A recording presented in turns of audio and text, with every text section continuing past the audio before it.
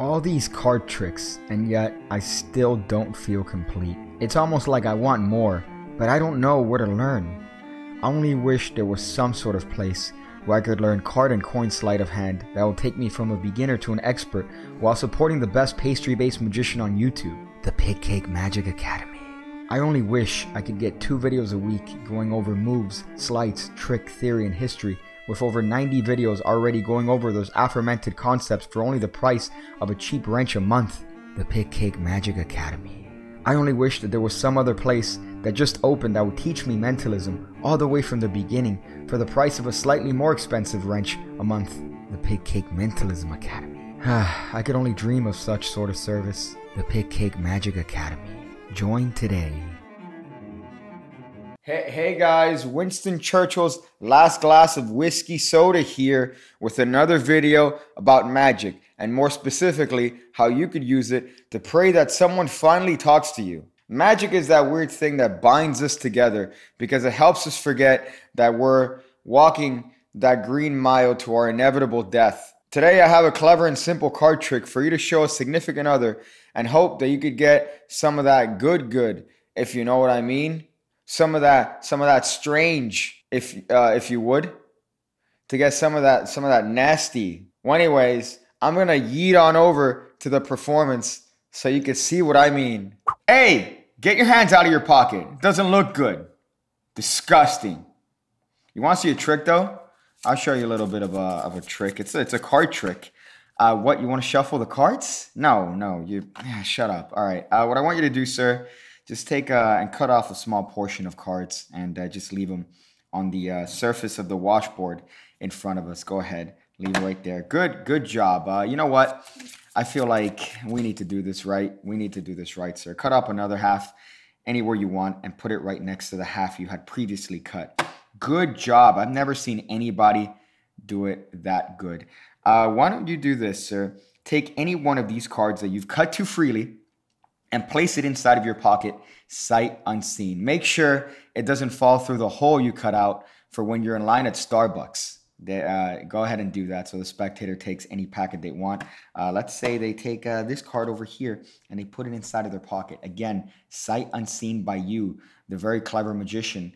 And you have the spectator peek at this other card. In this case, they peek at the Queen of Diamonds because you say you need a little bit of a warm-up. You need a warm-up before you could do this. So you have them peek at this card and you have them imagine that card in their head. If they want, they could even shuffle that card back into the packet, shuffle that card back into the deck. They're thinking of a card and they have a card that they don't know about inside of their pocket. So you go for a little mind reading here. You tell the spectator, let me see if I could read your mind. So I'm getting images of a goat and some KY. Please do me a favor, sir, and get some help. Get some help. Think of the playing card. I think it's coming to me now. It's definitely coming to me now. Keep thinking. You're back to the goat. You're back to the goat. Your card is a Queen of Diamonds, by the way. You're thinking of the Queen of Diamonds. Please seriously seek treatment. Now, here's the thing. Most people would be satisfied right there. You told them the card that they freely thought of. They could have cut the deck anywhere. But they still have a card in their pocket that nobody knows. They have a card that no one's ever seen in the world inside of their pocket. So you gave a little bit of a PG rub over their pant leg if they're consensual. As a matter of fact, we need a little bit of a ceremony. We need to get a little bit of a ceremony here to try to figure out what the card is. Okay, so let's just light this right here. Yeah, that seems to be good enough. So we just need a little bit of a sign to determine that the ceremony has ended. Okay, that's good enough. Your card in the pocket is the Ace of Spades. So the card in your pocket is the Ace of Spades. And of course, the spectator looks and the card in their pocket is in fact the Ace of Spades. And you have a trick. You have a magic trick. Yeah, you take it. You take it. Hey there. Welcome to the explanation. I'm sure you want to know how that clever trick works and how you could use it to fool your friends and family. Well, you're going to need a deck of regulation playing cards. You're going to need a Virgin Mary, Virgin of Guadalupe candle, and some sort of lighter that you've configured to the crackhead technique. So you're going to need to modify your lighter so that it lights like you're smoking a pipe. And that's all you need. That's all you need. The washboard is optional, but it does add a little bit of extra authenticity to the whole ordeal here. But you also need a little bit of a setup. Now, you don't need a setup, but it does help out if your memory is bad. So what you need to do here is you need to have two known cards in the bottom of the deck. In this case, I'm going to place the Ace of Diamonds and the Queen. We'll go for the King of Spades, a contrasting card. Sorry, too much cough syrup I've ingested. So you have the card that's going to end up on top. So this is going to be the first card that the spectator is going to cut. And then the Ace of Diamonds, which is going to be the top card of the second packet, the spectator is going to cut. So what you do here is you're going to take the cards out of the box and you're going to do a milk shuffle. Now, milk shuffle isn't that thing that your grandmother used to do to your mom. It's a way of shuffling cards so that you can retain the bottom card and yet shuffle the second card from the face to the top of the deck. So the way we're going to do that, we're going to put pressure with our thumb and our forefinger. So we're putting pressure, which is going to get this card and keep it on the bottom. You see the hot angle right there? That's what's going to happen. Now, once again, you don't want to do a pulling action where you have the snapping action that Ray Charles could see. You want an action that's a little bit of a covert action. So you're going to do it as you overhand shuffle the cards, making sure to run them singly. So now the King of Spades is on top of the deck. So one more time, you're going to press down with your fingers on both sides, which is going to bring that bottom card and keep it on the bottom. Now you're going to overhand shuffle those cards and you're going to run them singly once you get to the end, which is going to ensure that your King of Spades ends up on top of the deck. Oh boy, what a wonderful little principle there. So that way you've done a nice little shuffle and you still have a knowledge of the top card of the deck and the bottom card of the deck. So that's that little bit. Now, if you want, you could have the spectator shuffle the deck and all you need to do is know what the top card is and know what the bottom card is. That's the other alternative. So now you have the spectator cut off approximately half of the deck and place it on the table. Of course, you know the top card of this half. In this case, it's the King of Spades. Now in patter and exposition, you're going to overhand shuffle that bottom card to the top of the deck. This is simply done by overhand shuffling the bottom card to the top of the deck. So now their cards on top of the deck. You've had whatever patter point you want. You're going to have the spectator cut off approximately half of these cards and put them on a table next to the card that they have previously cut to here at this point. So now you're going to give them the option to take whichever card they've cut to, supposedly, and place it inside of their pocket, sight unseen. Now, because you know the top card of both piles, all you need to do is know whichever card goes in their pocket. So if they put this card, you know it's the King of Spades. If you know it's this card, you know it's the Ace of Diamonds, rather. So that's the little bit of memorization you need to know for this particular trick. So you have them place whichever card they want in their pocket. Let's say they place the King of Spades.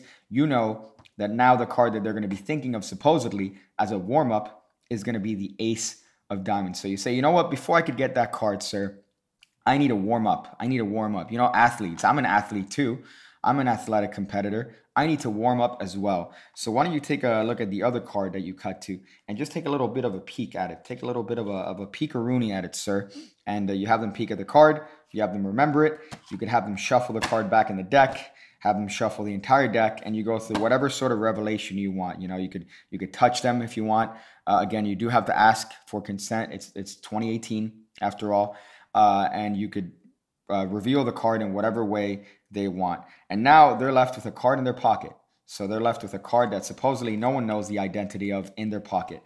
Of course, you know the identity of it because you are a liar, a filthy deceiver, and hopefully you have realized that now in your life, that you essentially live a lie. You do magic tricks for a living, after all. So you dress it up however you want. I like to carry these on me. I like to carry these Virgin Guadalupe candles. They're scented. It says Bella con perfume, incienso. It says that. So that helps out with the trick. So you light it with your crackhead lighter. And you have a little bit of a ceremony here where you figure out what the card is. Now, usually when you light these candles, what happens is that a scream just happens in the background at about minus 25 decibels. So you got to wait for that scream. And then at that point, you could reveal to the spectator that the card in their pocket is the King of Spades. And when they look inside of their pocket, they're going to find a King of Spades. They're going to be surprised. And you're going to be satisfied, I guess. You're going to be satisfied. So that's the trick, guys. That's the trick. It's based on this idea of cutting the aces. I know I've seen that a bunch of times where the spectator cuts 4 different packets and they cut to the aces. I thought I'd dress it up a little bit with this little powder point where the first card's a warm up and the second card, you're trying to get the second card in their pocket. And you still have a nice little bit of a mentalism card trick that you could show your friends and family. Ah, man. Oh, boy. You know, it takes a lot out of you, man. It really takes a lot out of you doing these card tricks and tutorials and stuff. But I hope you guys enjoyed it. Hope you guys make sure to check out the sponsor of this video, Pigcake Academy, Magic Academy. Check out the products as well on pigcake.me. You could see all the little stuff there. And honestly, give me money. That's kind of what the point of that is. You get tricks and I get some money. I'm gonna go figure out different ways to use a plush pig case, a plush pig to sweep my expenses.